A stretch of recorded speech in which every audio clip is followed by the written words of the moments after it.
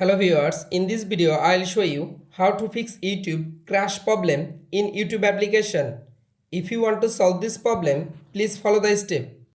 Step 1. Long press or long tap in YouTube application. Go to Apps Info.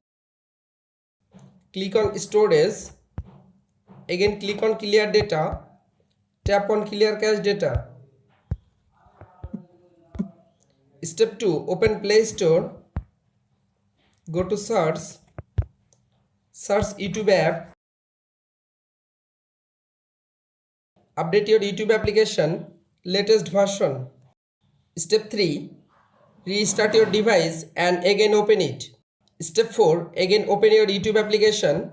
You can follow all of the steps to fix YouTube crash problem. If this video helpful for you, please subscribe our channel and like this video.